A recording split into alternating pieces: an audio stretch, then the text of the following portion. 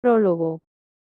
Imagina que pudieras conseguir una simple respuesta de sí o no para cualquier pregunta que desearas plantear. Una respuesta de veracidad demostrable para cualquier pregunta. Piénsalo. Primero están las preguntas evidentes como, ¿está Juana saliendo con otro hombre? S/N. ¿Dice Juanito la verdad con respecto a la escuela? S/N. Pero después vendrían otras como, ¿es segura esta inversión? S/N. ¿O merece la pena que me dedique a esta profesión? S/N. ¿Qué pasaría si todo el mundo tuviera acceso a esta información? Esta posibilidad sugiere inmediatamente consecuencias asombrosas. Vuelve a pensarlo, ¿qué le ocurriría a nuestro cansino y a menudo fallido Poder Judicial si la pregunta Jondó es culpable de lo que se le acusa? S/N. ¿Tuviera una respuesta clara y confirmable? ¿Qué le ocurriría a la política tal como la conocemos si todos pudiéramos plantearnos la pregunta, ¿tiene el candidato X la honesta intención de llevar a cabo lo que promete en esta campaña, y todos obtuviéramos la misma respuesta? ¿Y qué ocurriría con la publicidad? Ya te haces una idea. Pero esta idea no deja de crecer, y crece rápidamente. ¿Qué ocurriría con el nacionalismo? ¿La nación X está verdaderamente dedicada a derrocar la democracia? ¿Y con el gobierno? ¿Protege esta ley los derechos de los ciudadanos? ¿Qué ocurriría con el cheque que ya te ha sido enviado por correo? Sí, tal como se ha dicho, el hombre aprendió a mentir una hora después de aprender a hablar. Un fenómeno como el que estamos comentando sería la génesis del cambio más fundamental producido en el conocimiento humano desde el comienzo de la vida en sociedad. Las transformaciones que produciría en campos como las comunicaciones o la ética, en nuestros conceptos más básicos y en cada detalle de la existencia diaria serían tan profundos que hasta resulta difícil concebir cómo sería la vida en la subsiguiente nueva era. El mundo tal como lo conocemos cambiaría irrevocablemente hasta sus mismas raíces. Kinesiología, estudio de los músculos y sus movimientos, en especial tal como se aplica a las condiciones físicas del griego kinesis, movimiento kinein, moverse, y Emenología 1. El estudio de la kinesiología recibió atención científica por primera vez en la segunda mitad del siglo pasado gracias a los trabajos del Dr. George Goodhart, pionero de la especialidad que él mismo denominó kinesiología aplicada, tras descubrir que los estímulos físicos benignos, por ejemplo, los suplementos nutricionales beneficiosos incrementan la fuerza de ciertos indicadores musculares, mientras que los estímulos hostiles hacen que esos mismos músculos se debiliten de repente. Esto implica que, en un nivel situado muy por debajo de la conciencia conceptual, el cuerpo sabe, y mediante las pruebas musculares es capaz de señalar lo que es bueno o malo para él. El ejemplo clásico al que voy a volver en esta obra es el debilitamiento universalmente observado de los músculos indicadores en presencia de un edulcorante químico, los mismos músculos que se fortalecen en presencia de un suplemento saludable y natural. A finales de los años 70 el Dr. John Diamond refinó esta especialidad hasta convertirla en una nueva disciplina a la que denominó kinesiología conductual.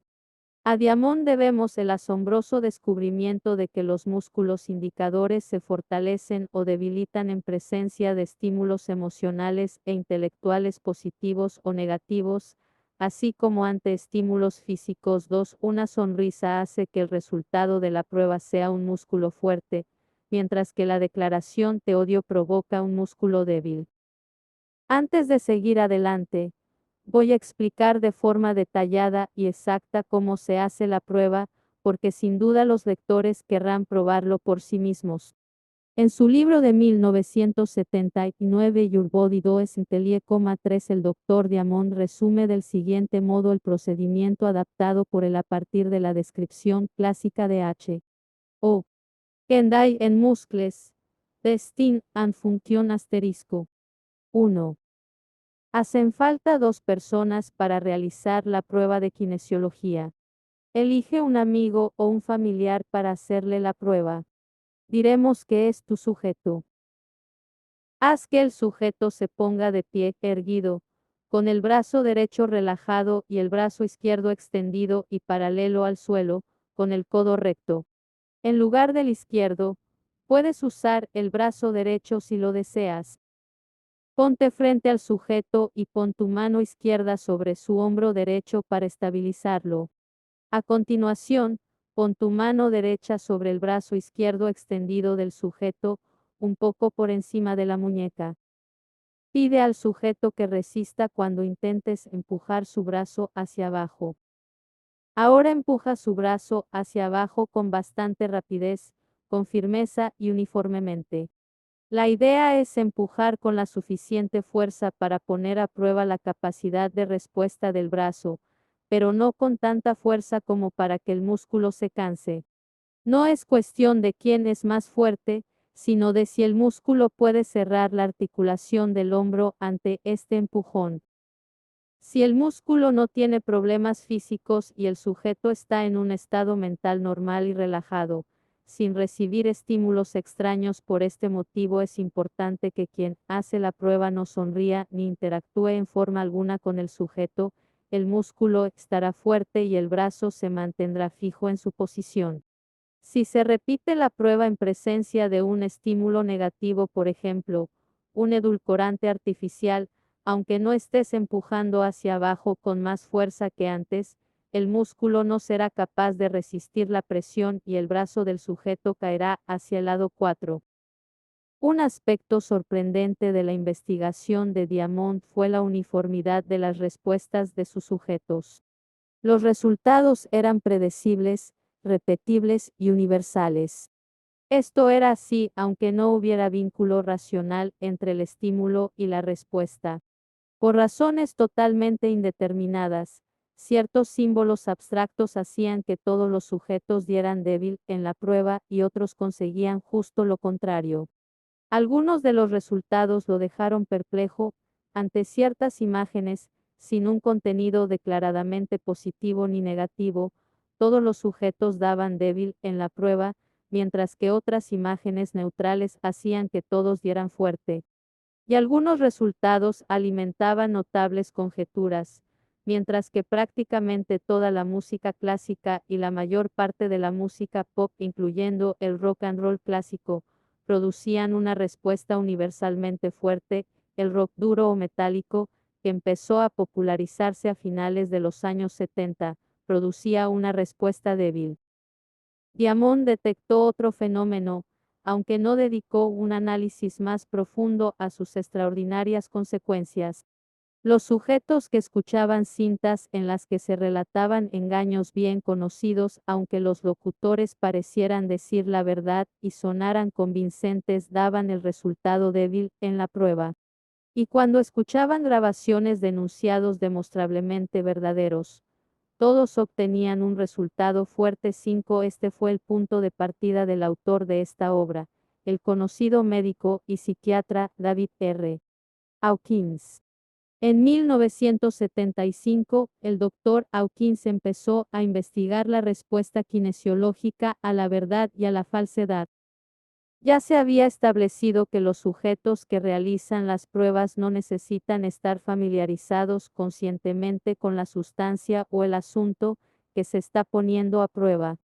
En estudios doblemente ciegos y en demostraciones masivas con la intervención de todo el público asistente a una conferencia, los sujetos daban resultados débiles en respuesta a sobres sin marcas que contenían edulcorantes artificiales y resultados fuertes ante sobres idénticos con placebos. La misma respuesta inocente surgía al poner a prueba valores intelectuales. Parecía operar una forma de conciencia comunal, spiritus mundi, o como la llama Hawkins, siguiendo a Jung, una base de datos de la conciencia. Se trata de un fenómeno habitual en otros animales sociales por el que, por ejemplo, un pez que nada en el límite de la bandada se gira al instante cuando sus compañeros, a una distancia de cientos de metros, huyen de un depredador que también atañe de manera subconsciente a nuestra especie. Existen demasiados casos documentados de individuos que han tenido un conocimiento claro y preciso de la información experimentada de primera mano, por desconocidos situados a mucha distancia como para que neguemos que existen formas de conocimiento compartido distintas de las propias de nuestra conciencia racional. O tal vez solo sea que la misma chispa de sabiduría interna subracional que es capaz de discriminar entre lo saludable y lo no saludable puede distinguir entre lo verdadero y lo falso. Un aspecto muy sugerente de este fenómeno es la naturaleza binaria de la respuesta.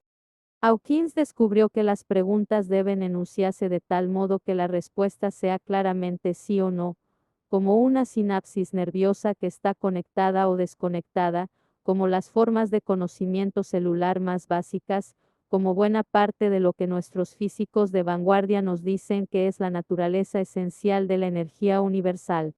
Es el cerebro humano, a algún nivel primordial, un maravilloso ordenador vinculado con el campo de energía universal que sabe mucho más que lo que sabe que sabe. En cualquier caso, la investigación del Dr. Hawkins continuó y su descubrimiento más fértil fue un medio de calibrar una escala de verdad relativa por la que las posiciones intelectuales, las declaraciones o las ideologías pueden ser valoradas con una puntuación de 1 a 1000. Uno puede preguntar, este artículo libro, filosofía, maestro, calibra en 200S/N, en 250S/N, y así sucesivamente hasta que el punto común de respuesta débil determine la medición. Las enormes consecuencias de estas mediciones son que por primera vez en la historia humana la validez de las ideologías puede ser evaluada como una cualidad propia de cualquier tema. Después de 20 años de realizar este tipo de mediciones y calibraciones, Hawkins fue capaz de analizar el abanico completo de los niveles de la conciencia y desarrolló un fascinante mapa de la geografía de la experiencia humana. Esta anatomía de la conciencia produce un perfil de toda la condición humana y permite un extenso análisis del desarrollo emocional y espiritual de los individuos, las sociedades y la especie en general.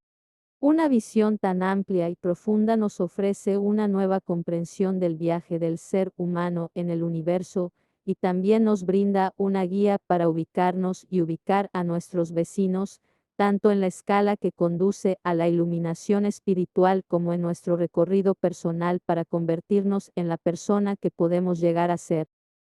En este volumen, el Dr. Hawkins aporta los frutos de décadas de investigación a la penetrante luz de los revolucionarios descubrimientos que se están produciendo en la física de las partículas y en las dinámicas no lineales. Por primera vez en nuestro legado intelectual occidental, la fría luz de la ciencia confirma lo que los místicos y santos siempre han dicho sobre el ser, Dios y la naturaleza misma de la realidad. Esta visión del ser, de la esencia y de la divinidad presenta una imagen de la relación del hombre con el universo, única por su capacidad de satisfacer tanto el alma como la razón. Aquí hay una rica cosecha intelectual y espiritual. Mucho que puedes tomar, y mucho más que puedes darte a ti mismo. Pasa la página. El futuro comienza ahora. E. Wallen Editor. Bard Press. Arizona, 1995. 1 Williams y Wilkins, Baltimore, 1971. Prefacio. Si bien las verdades que se exponen en este libro han sido comprobadas científicamente y organizadas de un modo objetivo, primero fueron experimentadas a nivel personal, como todas las verdades. Desde edad muy temprana, experimenté una larga secuencia de intensos estados de conciencia que en primer lugar inspiraron y más tarde orientaron mi proceso de realización subjetiva, que al final ha tomado forma en este libro. Cuando tenía 3 años, tuve una experiencia de repentina y total conciencia de la existencia, una comprensión subverbal pero completa del significado de yo soy, seguida de inmediato por la pavorosa comprensión de que este yo podría no haber venido a la existencia en absoluto. Fue un despertar instantáneo del olvido que dio paso a una clara conciencia del ser mismo. En ese momento, nació el yo personal y la dualidad de es y no es entró en mi conciencia subjetiva. A lo largo de la infancia y de la primera adolescencia, la paradoja de la existencia y la cuestión de la realidad del yo continuaron preocupándome de forma constante. A veces el yo personal empezaba a deslizarse de vuelta hacia un ser mayor e impersonal, y el temor inicial a la no existencia, el temor fundamental a la nada, volvía a presentarse. Despertar la presencia. En 1939 yo era un niño y repartía periódicos en una zona rural del estado de Wisconsin, Estados Unidos, con una ruta de más de 25 kilómetros diarios. Una oscura noche de invierno me vi atrapado en una tormenta de nieve a varios kilómetros de casa. La temperatura era de 20 grados bajo cero, y mi bicicleta se vino abajo sobre un campo helado y cubierto de nieve. Un fiero viento se llevó volando los periódicos que llevaba en una cesta colgada del manillar y los esparció por el terreno. Rompí a llorar de frustración y agotamiento, tenía la ropa rígida y congelada, y me encontraba lejos de casa. Para evitar el viento, abrí la corteza helada de una gran acumulación de nieve y excavé un hueco para refugiarme. El temblor se detuvo y fue reemplazado por una calidez deliciosa. Y después entré en un estado de paz indescriptible. Esto vino acompañado de una impregnación de luz y una presencia de infinito amor, sin principio ni fin indiferenciable de mi propia esencia. Me olvidé del cuerpo físico y del entorno mientras mi conciencia se fundía con este estado de iluminación omnipresente. La mente se quedó aquietada, todos los pensamientos se detuvieron. Una presencia infinita era todo lo que había o podía haber, y estaba más allá del tiempo y de lo narrable. Después de lo que parecieron eones, tomé conciencia de que alguien me tocaba la rodilla, y a continuación apareció el rostro ansioso de mi padre. Sentí una gran renuencia a volver al cuerpo y todo lo que eso suponía. Pero quería mucho a mi padre y a causa de su angustia, elegí hacerlo. De manera desapegada, empaticé con su temor a que yo muriera. Pero, al mismo tiempo, la idea de morir parecía absurda. Nunca comenté esta experiencia con nadie. No tenía el contexto para comprenderla, nunca había oído hablar de experiencias espirituales aparte de las que se comentan en las vidas de los santos. Después de esta experiencia, la realidad aceptada del mundo empezó a parecerme muy provisional. Las enseñanzas religiosas tradicionales perdieron significado y, paradójicamente, me hice agnóstico. En comparación con la luz de la divinidad que yo había sentido bañar toda la existencia, el Dios de la religión tradicional parecían muy falto de brillo. Perdí la religión, pero descubrí la espiritualidad. Durante la Segunda Guerra Mundial se me asignó una peligrosa misión en un dragaminas, y a menudo me encontré cerca de la muerte.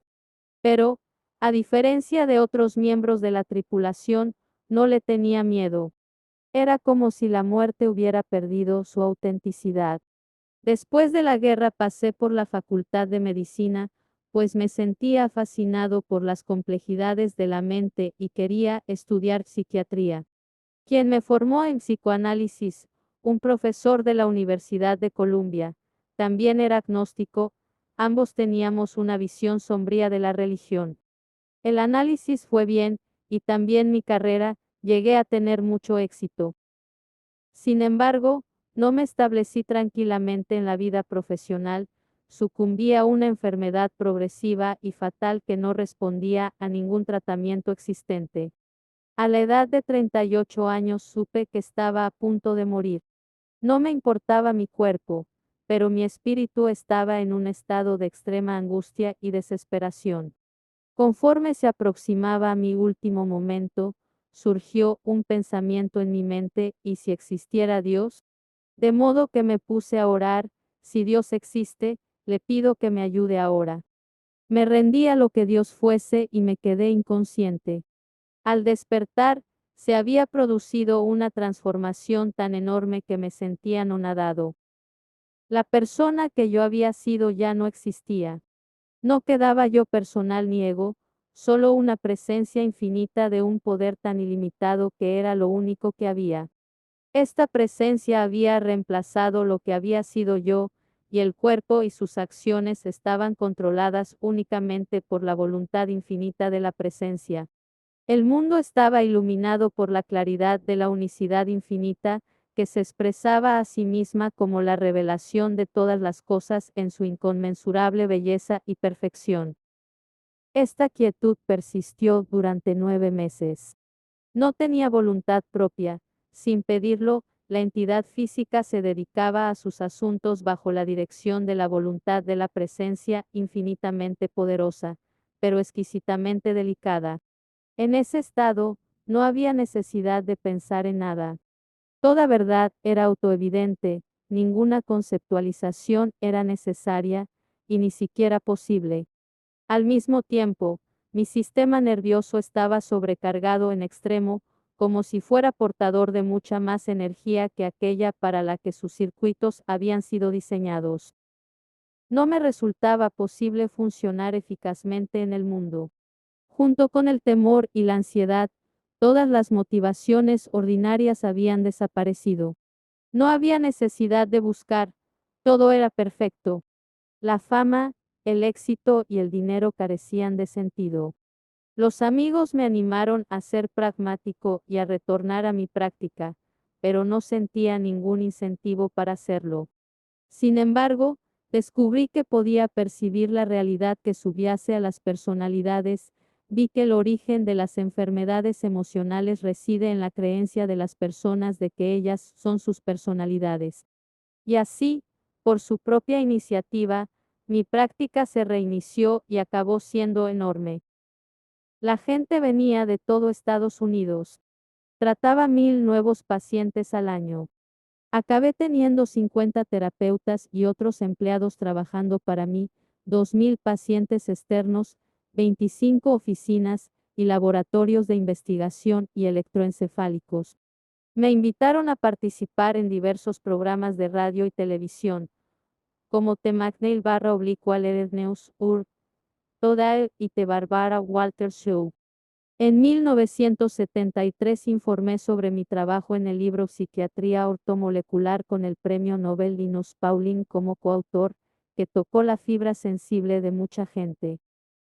Amor, irradiación y milagros. El estado general de mis nervios mejoró lentamente, y entonces comenzó otro fenómeno: una dulce y deliciosa energía fluía continuamente hacia lo alto de mi columna y a mi cerebro, donde creaba una intensa sensación de placer. Todo en la vida ocurría con sincronía y evolucionaba en perfecta armonía, y lo milagroso se hizo habitual.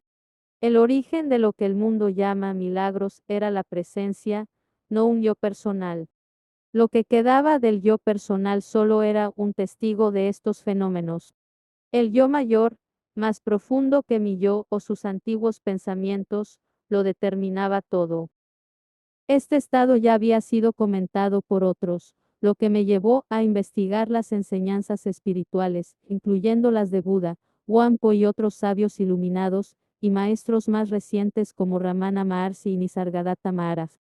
Así confirmé que estas experiencias no eran únicas. De repente, el Bhagavad Gita tuvo mucho sentido. Finalmente viví el mismo éxtasis del que hablan Sri Ramakrishna y los santos cristianos. Todas las personas y cosas del mundo eran luminosas y exquisitamente hermosas. Todas las cosas vivientes se volvieron radiantes, y expresaban esta irradiación en la quietud y con esplendor. Quedó claro que, en realidad, la totalidad de la humanidad está motivada por el amor interno. Aunque ha perdido la conciencia de ello, la mayoría de la gente vive su vida como si estuviera dormida, inconsciente de esta percepción de quiénes son realmente. Todos tenían la apariencia de estar dormidos, pero eran increíblemente hermosos, me sentía enamorado de cada uno de ellos. Tuve que detener la práctica de meditar durante 1 hora por la mañana y otra antes de cenar, porque intensificaba tanto mi dicha que no me permitía funcionar. Era una experiencia similar a la que había vivido de niño en el montículo de nieve, pero se hacía cada vez más difícil abandonar ese estado y retornar a la vida cotidiana. La increíble belleza de todas las cosas resplandecía en toda su perfección y allí donde el mundo veía fealdad, yo solo veía belleza intemporal. El amor espiritual impregnaba toda mi percepción, desaparecieron todos los límites entre aquí y allí, entre entonces y ahora, entre tú y yo. Pasaba los años en silencio interno, y la fuerza de la presencia creció. No tenía vida personal, mi voluntad personal ya no existía. Yo era un instrumento de la presencia infinita e iba por ahí haciendo lo que ella disponía.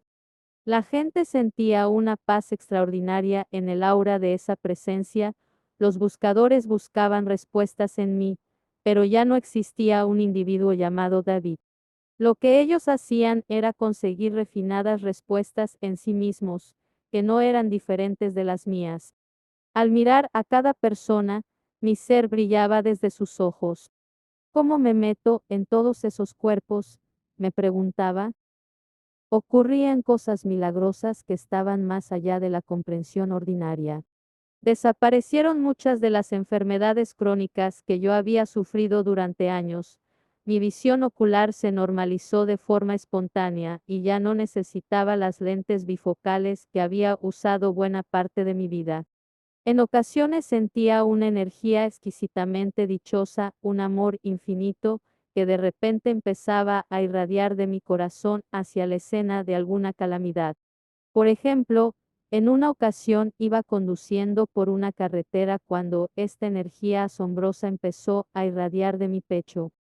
Al pasar una curva, vi un accidente automovilístico que acababa de ocurrir. De hecho, las ruedas del coche vuelto del revés aún seguían rodando. La energía pasó con gran intensidad desde mí a los ocupantes del coche y después se detuvo por sí misma. En otra ocasión caminaba por las calles de una extraña ciudad cuando la energía empezó a fluir hacia la manzana de casas que tenía delante de mí. Llegué a la escena de una incipiente pelea entre bandas rivales, y los combatientes se echaron atrás y se pusieron a reír. Entonces la energía volvió a detenerse. Se produjeron profundos cambios de percepción, sin aviso previo y en circunstancias increíbles. Mientras cenaba solo en un restaurante de Long Island, la presencia se intensificó repentinamente hasta que cada persona y cosa, que parecían separadas en la percepción ordinaria, se fundieron en una universalidad y unidad intemporales. En el silencio inmóvil, vi que no hay eventos o cosas, y que en realidad no ocurre nada, porque pasado, presente y futuro solo son estructuras de percepción, como también lo es la ilusión de un yo separado, sujeto al nacimiento y a la muerte. A medida que mi yo falso y limitado se disolvía en el ser universal que es su verdadero origen, experimentaba una sensación inefable de haber vuelto a casa, a un estado de absoluta paz y de alivio de todo sufrimiento. Porque solo la ilusión de individualidad es el origen de todo sufrimiento. Cuando alguien se da cuenta de que uno mismo es el universo, completo y unificado con todo lo que es por siempre jamás, ya no es posible sufrir. Usar la presencia para curar. Venían a verme pacientes de todos los países del mundo, y algunos de ellos eran los más desesperanzados de los desesperanzados. Grotescos, retorcidos y envueltos en sábanas mojadas para ser transportados desde hospitales lejanos, venían a mí esperando que pudiera tratarles psicosis avanzadas y desórdenes mentales graves o incurables. Algunos estaban catatónicos, muchos habían permanecido mudos durante años. Pero, en cada paciente, por debajo de su apariencia lisiada, yo veía con claridad la esencia brillante del amor y la belleza, quizá tan alejada de la visión ordinaria que la persona ya no recibía ningún amor en este mundo. Un día trajeron al hospital a una muda catatónica metida en una camisa de fuerza. Tenía un desorden neurológico severo y no era capaz de mantenerse en pie. Los espasmos la hacían retorcer por el suelo y ponía los ojos en blanco. Tenía el pelo apelmazado, la ropa destrozada y solo podía emitir sonidos guturales. Su familia tenía bastante dinero. A lo largo de los años la habían visitado innumerables médicos, entre los que se incluían famosos especialistas de todo el mundo.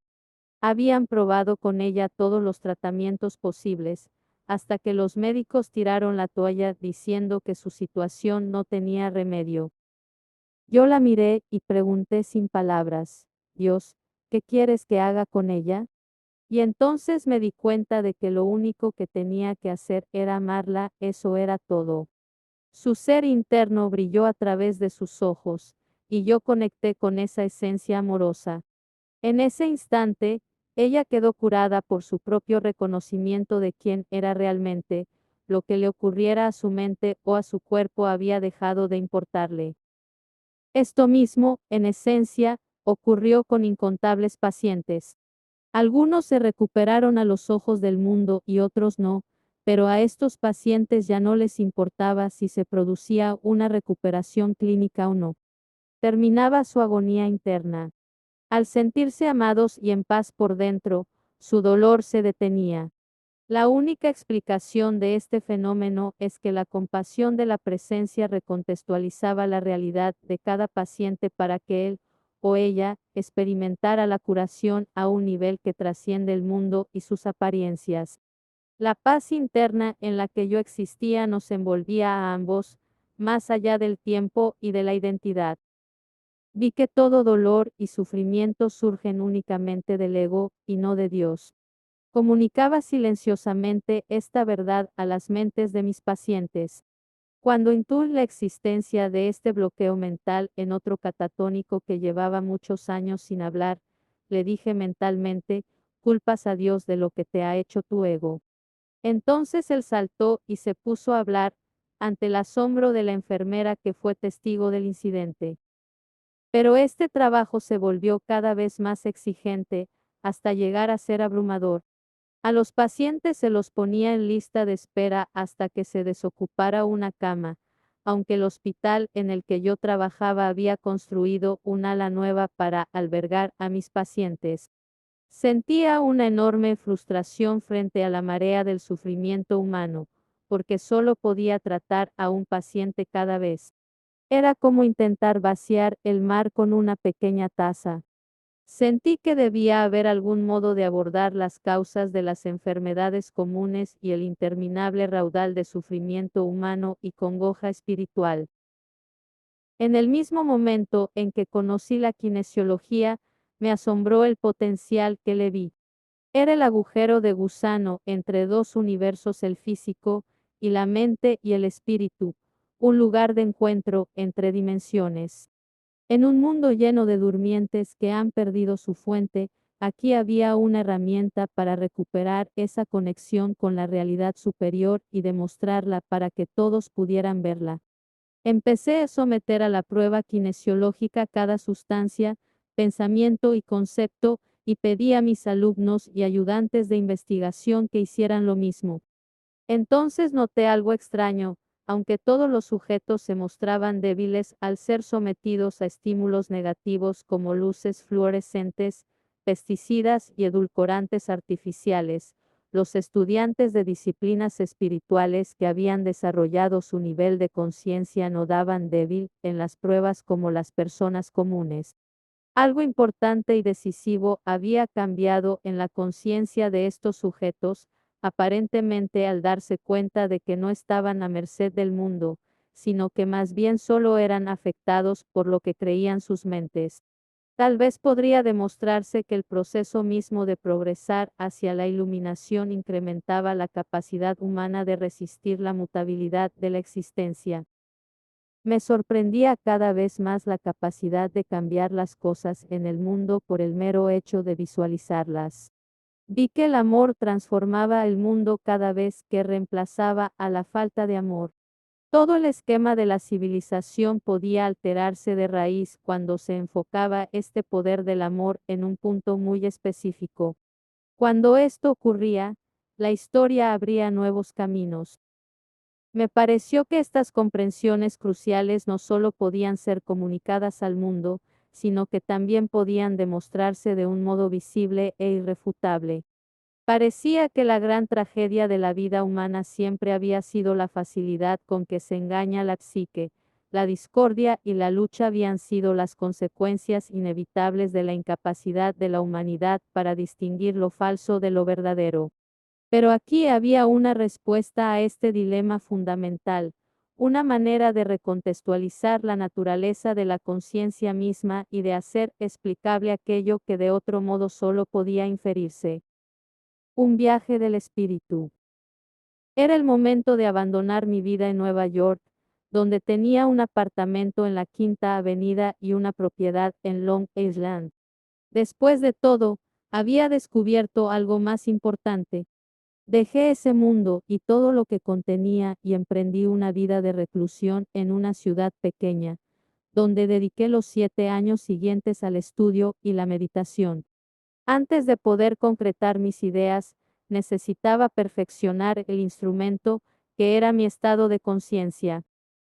Pero los abrumadores estados de dicha retornaron sin ser buscados, y finalmente me di cuenta de que tenía que enseñarme a mí mismo a estar en la divina presencia y seguir actuando en mi vida social. Había perdido de vista lo que ocurría en el mundo, de modo que, para poder escribir e investigar, tuve que detener toda práctica espiritual y enfocarme en el mundo de la forma. Empecé a leer periódicos y a ver la televisión para ponerme al día de lo que pasaba en la sociedad, quién era quién y la naturaleza del diálogo social del momento. No sabía quién iba a presentarse a las elecciones ni quién era la princesa Diana. Pero me resultó placentero volver a familiarizarme con las noticias diarias. Las experiencias de la verdad excepcionales y subjetivas, la providencia del místico, quien afecta a toda la humanidad al enviar energía desde su nivel a la conciencia colectiva, no son comprensibles para la mayoría de los seres humanos, y por tanto tienen un significado limitado, excepto para otros buscadores espirituales. Entonces estaba tratando de ser normal, porque el simple hecho de ser normal, en y por sí mismo, es una expresión de divinidad. La verdad de nuestro propio ser real puede descubrirse en el sendero de la vida cotidiana. Lo común y Dios no son cosas distintas. Lo único que se necesita es vivir con cuidado y con bondad. Se comprueba que esto es así en el debido momento. Y así, después del largo viaje circular del espíritu, volví al trabajo más importante, llevar la presencia que ha movido mi vida al menos un poco más cerca del alcance de la mayor cantidad de mis semejantes a los que pueda llegar. La presencia es silenciosa y transmite un estado de paz. Es infinitamente amable y, sin embargo, sólida como una roca. Con ella todo temor desaparece y la alegría espiritual se produce en un nivel aquietado de éxtasis inexplicable. Como la experiencia del tiempo se detiene, no hay aprensión, lamento, dolor ni expectativa. La fuente de la alegría es inagotable y siempre está presente. Como no tiene principio ni fin, no puede haber pérdida, pena ni deseo, y no hay que hacer nada, porque todo ya es perfecto y está completo. Cuando el tiempo se detiene, todos los problemas desaparecen, porque solo son estructuras o constructos que dependen de un punto de percepción. Mientras la presencia prevalece, ya no hay identificación con el cuerpo ni con la mente. Cuando la mente se queda en silencio, el pensamiento yo soy desaparece y la pura conciencia brilla para iluminar lo que uno era, es y siempre será más allá de todos los mundos y de todos los universos, infinita y atemporal. La gente se pregunta cómo se llega a ese estado de conciencia. Yo solo puedo compartir mi experiencia contigo e indicar que pocos siguen los pasos porque son muy simples. En primer lugar, mi deseo de alcanzar este estado era intenso. Después vino la disciplina de actuar con amabilidad y perdón constantes y universales, sin excepción. Uno tiene que ser compasivo con todas las cosas, incluyendo su propio ser y sus pensamientos. A continuación estuve dispuesto a mantener los deseos bajo control y a renunciar a la voluntad personal a cada momento. A medida que entregaba a Dios cada pensamiento, sentimiento, anhelo o acto, mi mente se quedaba cada vez más silenciosa. Al principio entregué párrafos e historias enteras que tenía en mi mente, después ideas y conceptos. Conforme uno suelta el deseo de apropiarse de estos pensamientos, dejan de ser tan elaborados y empiezan a fragmentarse cuando solo están a medio formar. Al final pude entregar la energía que está detrás del pensamiento mismo, incluso antes de que se convirtiese en un pensamiento. Continué la tarea de enfocarme de manera incesante sin permitir ni por un momento la distracción de la meditación mientras realizaba mis actividades habituales. Al principio esto parecía muy difícil, pero, a medida que pasaba el tiempo, se convirtió en algo habitual, automático y que no requería esfuerzo. El proceso es como el de un cohete que despega de la Tierra. Al principio necesita mucha energía para salir del campo gravitatorio terrestre, después cada vez menos, hasta que al final se mueve por el espacio con su propio impulso. De repente, sin previo aviso, se produjo un cambio de conciencia y la presencia estaba allí, inconfundible, lo abarcaba todo. Hubo algunos momentos de aprensión cuando el yo murió, y después lo absoluto de la presencia inspiró un relámpago de asombro. Este descubrimiento fue espectacular, más intenso que todo lo anterior, pues no tenía parangón en mi experiencia cotidiana. La profunda conmoción que supone queda amortiguada por el amor de la presencia. Sin el apoyo y la protección de ese amor, uno quedaría aniquilado. Se produjo un momento de terror cuando el ego se aferró a su existencia, temiendo convertirse en nada.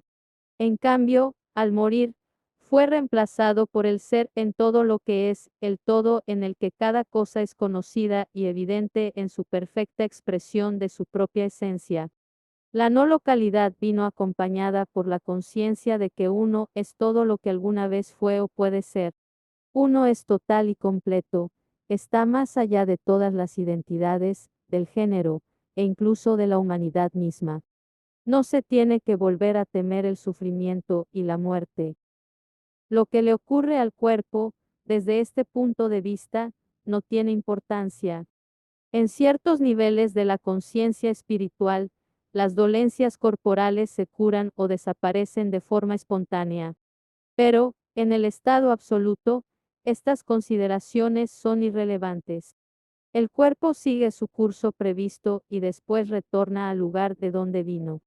No es un asunto importante, uno no se siente afectado.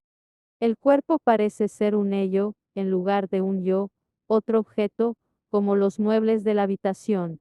Puede parecer cómico que la gente aún se dirija al cuerpo como si fuera la persona individual, pero no hay manera de explicar este estado de conciencia a los que no son conscientes.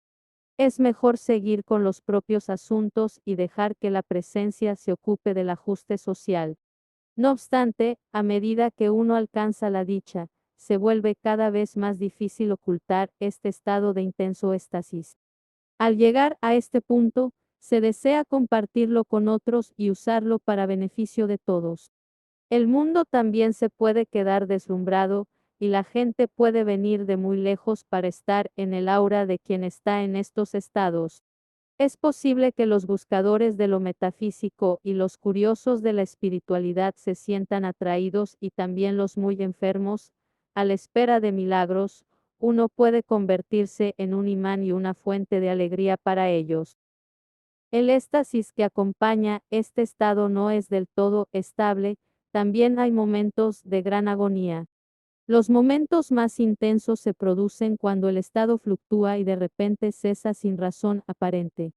Esas ocasiones producen periodos de intensa desesperación y el temor de haber sido abandonado por la presencia. Estas caídas vuelven arduo el camino, y para superar los reveses hace falta mucha voluntad. Al final se hace evidente que uno debe trascender este nivel para no sufrir constantes e insoportables caídas de la gracia. Hay que renunciar a la gloria del éxtasis conforme uno emprende la exigente tarea de trascender la dualidad, hasta que uno llega más allá de todos los opuestos y sus conflictos. Pero una cosa es renunciar alegremente a las férreas constricciones del ego y otra muy distinta es abandonar las cadenas doradas de la dicha estática. Uno se siente como si renunciara a Dios, y surge un nuevo nivel de temor, nunca antes anticipado. Este es el terror final de la soledad absoluta. En mi caso, el temor a la inexistencia fue formidable, y me retiré ante él en repetidas ocasiones. Entonces quedó claro el propósito de las agonías, de las noches oscuras del alma, son tan intolerables que su exquisito dolor es un incentivo para realizar el esfuerzo supremo que se requiere para superarlas. Cuando la vacilación entre el cielo y el infierno se vuelve insoportable, hay que renunciar al deseo mismo de existir.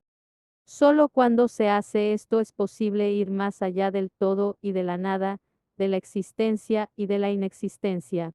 Esta culminación del trabajo interno es la fase más difícil, el punto de inflexión definitivo en el que uno se hace agudamente consciente de que la ilusión de existencia que uno está trascendiendo es irrecuperable. A partir de este punto no hay vuelta atrás, y esta irreversibilidad hace que esta última barrera parezca la elección más formidable de todas. Pero, de hecho, en este apocalipsis del yo, la última dualidad que queda, la de la existencia y la inexistencia, la identidad misma se disuelve en la divinidad universal, y ya no queda ninguna conciencia individual que pueda elegir. Este último paso, por tanto, solo Dios lo da. Sigue este viaje fascinante y verás lo fácil que es elevar tu conciencia a los niveles del poder, en lugar de la fuerza, para convertirte en uno de esos seres que están despiertos y son conscientes en este mundo. Tu vida nunca volverá a ser igual. Introducción. Toda iniciativa humana tiene el objetivo de comprender o de influir en la propia experiencia. Con este fin, el hombre ha desarrollado numerosas disciplinas descriptivas y analíticas, ética, filosofía, psicología, etc. Se invierten cantidades espectaculares de tiempo y dinero en la acumulación y el análisis de datos en un intento de predecir las tendencias humanas. En esta búsqueda frenética está implícita la expectativa de encontrar la respuesta última. Solemos creer que, una vez encontrada, la respuesta nos permitirá resolver los problemas de la economía, de la delincuencia, de la salud nacional o de la política. Pero, hasta ahora, no hemos resuelto ninguno de ellos. No es que nos falte información, prácticamente nos ahogamos en ella. El obstáculo es que no tenemos las herramientas adecuadas para interpretar los datos. Aún no hemos planteado las preguntas correctas porque no hemos evaluado bien la relevancia o precisión de las preguntas. El dilema del hombre, ahora y siempre, es que confunde sus propias construcciones intelectuales con la realidad uno, pero estas superposiciones artificiales no son sino meros productos de un punto de percepción arbitrario. La inadecuación de las respuestas es una consecuencia directa de las limitaciones implícitas en el punto de vista de quien pregunta. Pequeños errores en la formulación de las preguntas llevan a grandes fallos en las respuestas. La comprensión no surge simplemente del examen de los datos, sino de su examen en un contexto particular. La información es inútil hasta que sabemos qué significa. Para entender su significado, no solo tenemos que formular las preguntas justas, también necesitamos los instrumentos adecuados para evaluar los datos en un proceso significativo de clasificación y descripción. Los fallos fatales de todos los sistemas de pensamiento han sido: a. La falta de diferenciación entre lo subjetivo y lo objetivo. B. La falta de atención a las limitaciones del contexto inherente al diseño básico y a la terminología. C. La ignorancia sobre la naturaleza de la conciencia misma. Y D. La comprensión errónea de la naturaleza de la causalidad. Las consecuencias de estos errores se harán evidentes a medida que exploremos las principales áreas de la experiencia humana desde una nueva perspectiva y con herramientas novedosas. La sociedad amplía sin cesar sus esfuerzos por corregir los efectos en lugar de las causas, y esta es una de las razones por las que el desarrollo de la conciencia avanza tan despacio. Los seres humanos apenas estamos en el primer escalón de la escala evolutiva, ni siquiera hemos resuelto problemas tan primitivos como el hambre en el mundo. De hecho, lo que realmente impresiona de los logros hasta ahora conseguidos por la humanidad es que se han alcanzado casi a ciegas, mediante el procedimiento de prueba y error. Esta búsqueda aleatoria de soluciones ha producido un laberinto de desconcertante complejidad, pero las verdaderas respuestas siempre se caracterizan por la simplicidad. La ley básica del universo es la ley de economía. El universo no desperdicia ni un solo car. Todo sirve a un propósito y encaja en un equilibrio, no hay eventos superfluos. El ser humano estará estancado en su falta de conocimiento de sí mismo hasta que aprenda a mirar más allá de las causas aparentes. En la historia humana las respuestas nunca han surgido de identificar las causas en el mundo. Más bien es necesario identificar las condiciones que subyacen a las causas aparentes, y dichas causas solo existen en la propia conciencia del hombre. No es posible encontrar la respuesta definitiva a ningún problema aislando secuencias de sucesos y proyectando sobre ellos la noción mental de causalidad. No hay causas en el mundo observable. Demostraré que el mundo observable es un mundo de efectos. Las dificultades para hallar medios eficaces se deben a nuestra incapacidad de discriminar entre lo esencial y lo no esencial. Hasta ahora ningún sistema nos ha permitido distinguir entre las soluciones poderosas y efectivas y las débiles e ineficaces. Nuestros métodos de evaluación han sido inútiles para realizar estimaciones realistas. Con mucha frecuencia, las elecciones que se toman en la sociedad son producto de la conveniencia, de falacias estadísticas, de sentimientos, de presiones políticas o mediáticas, de prejuicios personales o de intereses creados. Decisiones cruciales que afectan a las vidas de todos los habitantes del planeta se realizan bajo condiciones que prácticamente garantizan su fracaso.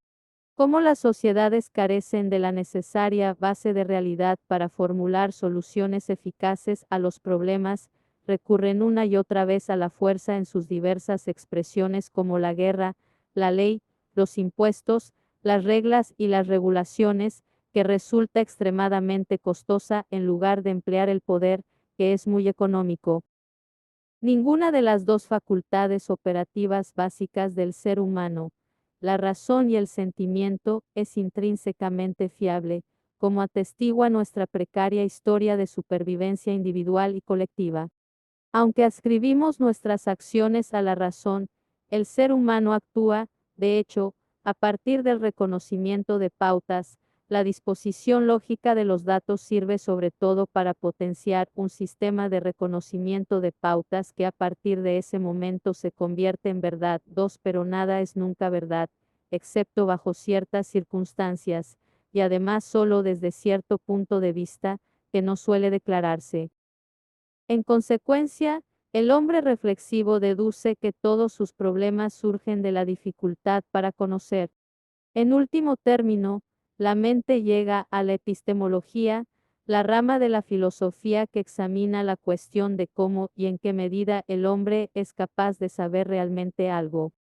Este discurso filosófico puede parecer erudito o irrelevante, pero las cuestiones que plantea están en el núcleo mismo de la experiencia. Al margen de por donde empecemos nuestro análisis del conocimiento humano, siempre acabamos examinando el fenómeno de la conciencia, de la naturaleza de la conciencia humana. Y siempre llegamos a la misma conclusión: cualquier nuevo avance en la situación humana requiere establecer una base verificable para el conocimiento en la que podamos depositar nuestra confianza.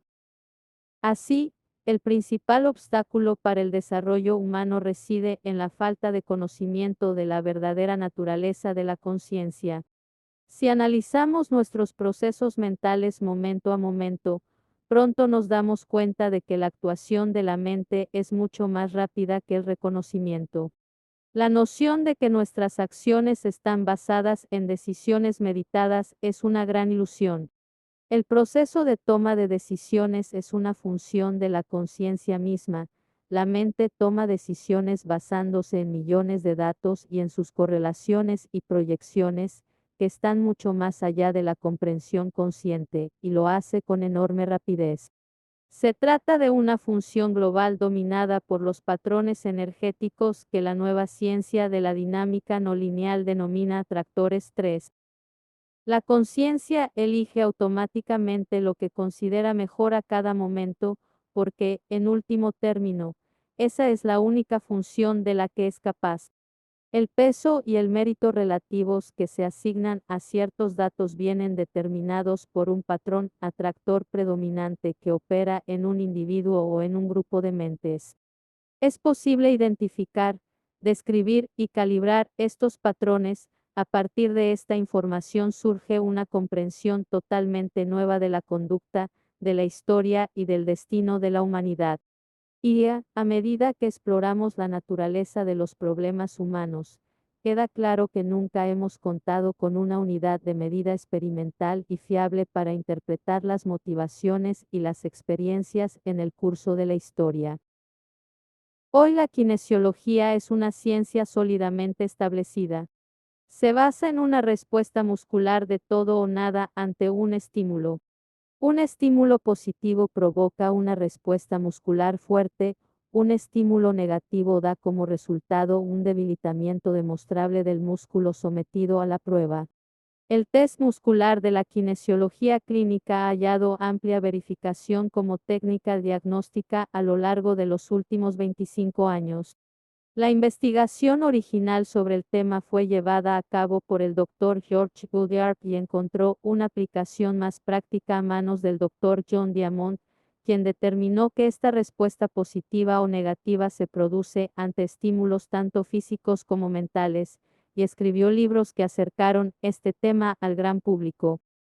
La investigación que se refleja en este volumen ha llevado la técnica de Diamond varios pasos más allá, gracias al descubrimiento de que esta respuesta kinesiológica refleja la capacidad del organismo humano para diferenciar no solo los estímulos positivos de los negativos, sino también los anabólicos que suponen una amenaza para la vida, de los catabólicos que consumen la vida, y, aún más relevante, la verdad de la falsedad.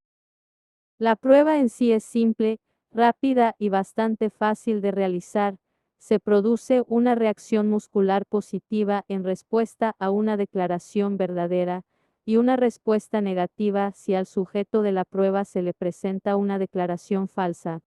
Este fenómeno ocurre independientemente de la opinión o del conocimiento del tema que tenga el sujeto, y se ha demostrado que la respuesta es válida en cualquier población y cultura, y que da resultados consistentes a lo largo del tiempo.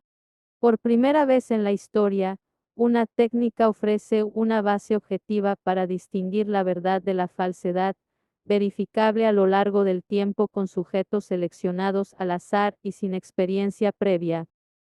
Además, hemos descubierto que este fenómeno comprobable puede usarse para calibrar los niveles de conciencia humanos, de tal modo que surge una escala logarítmica arbitraria de números enteros que estratifica el poder relativo de los niveles de conciencia en todas las áreas de la experiencia. La investigación exhaustiva ha producido una escala calibrada de la conciencia, en la que el logaritmo de números enteros de 1 a 1000 calibra el grado de poder de todos los niveles posibles de la conciencia humana. Millones de calibraciones han confirmado este descubrimiento y demuestran la estratificación de los niveles de poder en los asuntos humanos, revelando una notable distinción entre poder y fuerza y sus cualidades respectivas. Esto, a su vez, ha llevado a una reinterpretación completa de la conducta humana, a fin de poder identificar los campos de energía invisibles que la controlan. Se ha hallado que la escala calibrada coincide con los subniveles de la jerarquía de la filosofía perenne. Asimismo, se han sugerido correlaciones con fenómenos emocionales e intelectuales descritos en sociología, en psicología clínica y en la espiritualidad tradicional. En este libro la escala calibrada se examina a la luz de los descubrimientos más actuales de la física teórica avanzada y la dinámica no lineal de la teoría del caos. Sugiero que los niveles calibrados representan poderosos campos atractores dentro del dominio de la conciencia misma que dominan la existencia humana, y por tanto definen los contenidos, significados y valores, y sirven como energías organizadoras de las pautas más extendidas del comportamiento. Esta estratificación de los campos atractores en función de los niveles de conciencia proporciona un nuevo paradigma para recontextualizar la experiencia a lo largo del tiempo. En términos prácticos, al tener acceso a datos a los que hasta ahora no sabíamos aproximarnos, nuestro método tendrá gran valor para la investigación de la historia y supondrá enormes beneficios para el futuro de la humanidad. Para resaltar el valor de esta técnica como herramienta de investigación, ofreceré ejemplos de sus usos potenciales en un amplio rango de actividades humanas, como el arte, la historia, el comercio, la política, la medicina, la sociología y las ciencias naturales. A nivel pragmático, puede aplicarse a la mercadotecnia, a la publicidad, a la investigación y al desarrollo, y a nivel empírico, a la investigación en psicología, filosofía y religión. Se han sugerido aplicaciones específicas en campos tan diversos como la criminología, la inteligencia, la diccionología y el crecimiento personal. Explicar lo simple a veces resulta casi imposible. Sin embargo, si podemos comprender, aunque solo sea una cosa simple en profundidad, habremos expandido mucho nuestra comprensión de la naturaleza del universo y de la vida misma. Buena parte de este libro está dedicada al proceso de hacer evidente lo simple. Pero, como el asunto que aquí se presenta es, de hecho, muy simple, resulta difícil presentarlo a un mundo enamorado de la complejidad. A pesar de la desconfianza que nos inspiran la facilidad y la claridad, podemos ver que existen dos tipos generales de personas en el mundo, las creyentes y las escépticas. Para los escépticos, todo es falso hasta que se demuestre que es verdad. Para los creyentes, todo aquello que se diga de buena fe puede ser verdad, a menos que se pruebe lo contrario. La posición pesimista del escepticismo cínico surge del temor, mientras que la tendencia más optimista a aceptar la información surge de la confianza en uno mismo. Ambos estilos funcionan y cada uno tiene sus pros y sus contras. Por tanto, he tenido que afrontar el problema de presentar mis datos de un modo que satisfaga ambos planteamientos. En consecuencia, este libro tiene un estilo dual, pues está escrito para facilitar la comprensión tanto del denominado cerebro izquierdo como del derecho. En realidad, los seres humanos llegamos a conocer las cosas por reconocimiento de patrones. La manera más fácil de entender un concepto completamente nuevo es por familiaridad. Este tipo de comprensión es favorecido por un estilo de escritura caracterizado por el cierre o clausura. En lugar de usar únicamente escasos adjetivos o ejemplos para expresar los pensamientos, los conceptos se agotan y completan mediante la repetición. Entonces la idea está acabada y la mente se queda tranquila. Este método es deseable porque la mente que lea el capítulo 3 no va a ser la misma que lea el capítulo 1. En este sentido, la idea de tener que empezar en el capítulo 1 y leer progresivamente hasta el final es un concepto fijo característico del cerebro izquierdo. Este es el camino para peatones de la física newtoniana, basada en una visión limitada y limitante del mundo, en la que se supone que todos los sucesos ocurren en una secuencia ABC. Este tipo de miopía surge de un paradigma de la realidad que ya está caduco. Una visión más amplia y mucho más abarcante se basa en la esencia de la física, las matemáticas y la teoría no lineal más avanzada, y también en las intuiciones que pueden ser validadas experimentalmente por cualquier persona. En general, el reto de presentar este material consiste en que es paradójico comprender los conceptos no lineales en el marco de una estructura lineal, frase a frase. Los campos científicos de los que han emergido estos datos son, en sí mismos, bastante complejos y difíciles: física teórica avanzada y sus formulaciones matemáticas, dinámica no lineal, teoría del caos y su matemática, kinesiología conductual avanzada, neurobiología, teoría de las turbulencias, así como las consideraciones filosóficas de la epistemología y la ontología. Más allá de esto, he necesitado abordar la naturaleza de la conciencia humana en sí misma, un área no cartografiada en cuya frontera todas las ciencias se han echado atrás. Comprender de manera concluyente estos temas desde un punto de vista puramente intelectual sería una empresa asombrosa que exigiría toda una vida de estudio. En lugar de emprender una tarea tan formidable, he tratado de extraer y de trabajar solo con la esencia de cada tema. Incluso un intento rudimentario de explicar la técnica de la prueba fundamental que se presenta en este libro, que al principio parece trascender las leyes conocidas del universo, nos conduce de modo inevitable a los territorios intelectuales de la física teórica, la dinámica no lineal y la teoría del caos. Por lo tanto, en la medida de lo posible he procurado presentar estos temas en términos no muy técnicos. No se debe temer que digerir este material requiera una gran capacidad intelectual o erudición, no es así. Daré vueltas en torno a los mismos conceptos una y otra vez hasta que resulten evidentes para ti. Cada vez que vuelva a comentar un ejemplo, se ampliará la comprensión. Este tipo de aprendizaje es como supervisar un terreno desde un aeroplano. En la primera pasada nada de lo que vemos nos resulta familiar, en la segunda detectamos algunos puntos de referencia, la tercera vez lo que vemos empieza a tener sentido, y finalmente nos familiarizamos con el territorio por el simple hecho de estar expuestos a él. El mecanismo mental innato de reconocimiento de patrones se encarga del resto. Para apaciguar los temores de que tal vez, a pesar de mis esfuerzos, podría no llegarte el mensaje esencial de este libro, voy a explicarlo de partida. La mente humana individual es como un terminal de ordenador conectado con una gigantesca base de datos.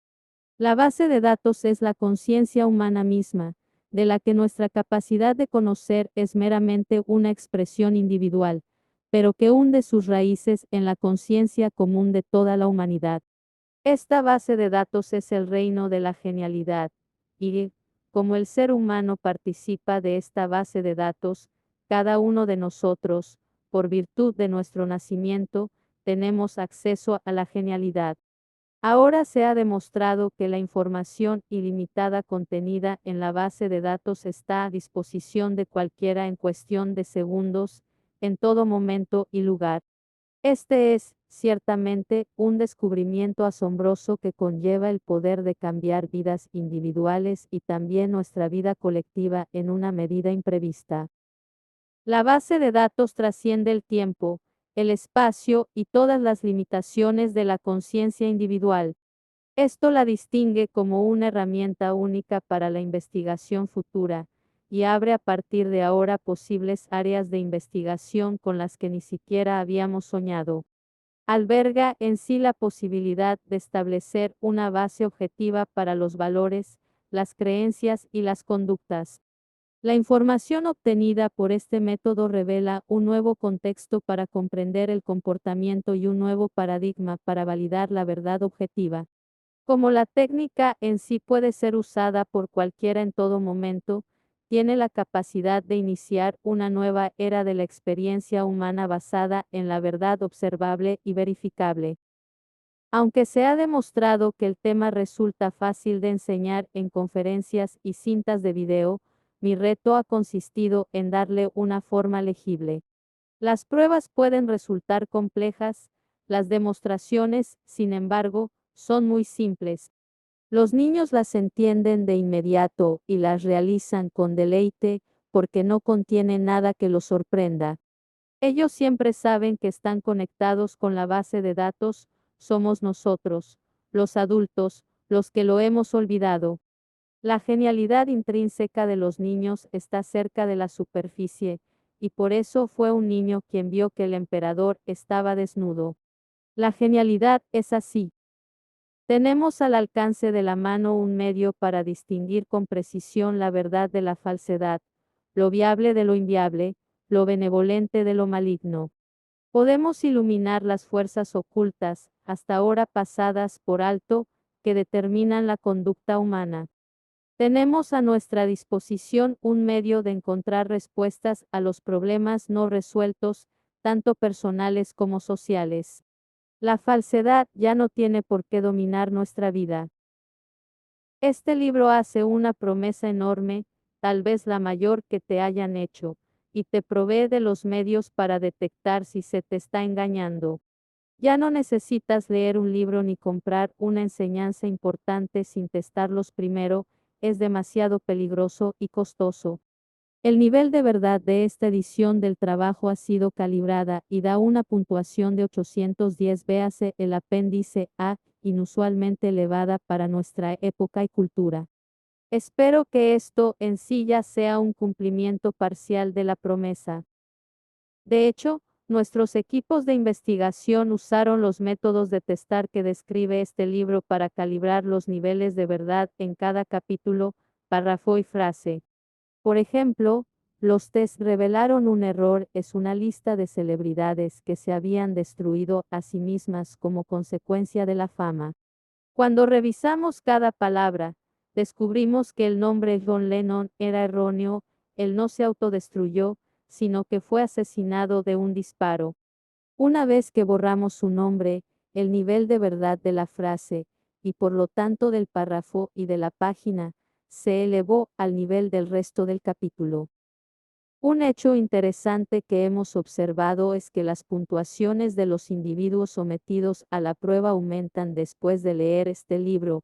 Parece que la mera exposición a los datos eleva el nivel de conciencia de los sujetos. Como las implicaciones y las aplicaciones prácticas del trabajo son tan variadas y cualquier aspecto del material puede expandirse y enfocarse para adaptarse a los intereses de un público dado. Algunos fragmentos de él se han usado para realizar presentaciones clínicas para diversos grupos con intereses específicos. Pero otros usos y extrapolaciones del método de investigación que aquí se detalla apenas se han llegado a entrever. Aunque los resultados que se describen son producto de 20 años de investigación y de millones de calibraciones realizadas por equipos de investigación sobre miles de sujetos, el poder frente a la fuerza solo representa una investigación inicial del potencial del método para mejorar el conocimiento en todas las artes y ciencias.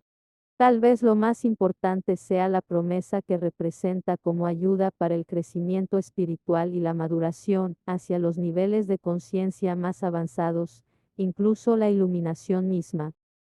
Este libro puede poner este conocimiento al alcance de cualquiera.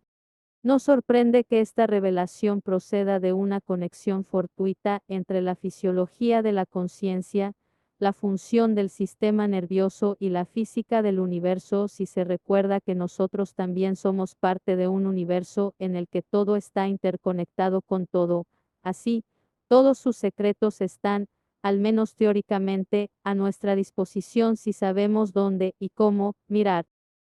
¿Puede el ser humano elevarse a sí mismo tirando hacia arriba de los cordones de sus propios zapatos? ¿Por qué no? Lo único que tiene que hacer es incrementar su flotabilidad y ascenderá sin esfuerzo a un estado más alto. La fuerza no puede conseguir esta proeza, pero el poder no solo puede, sino que la consigue constantemente.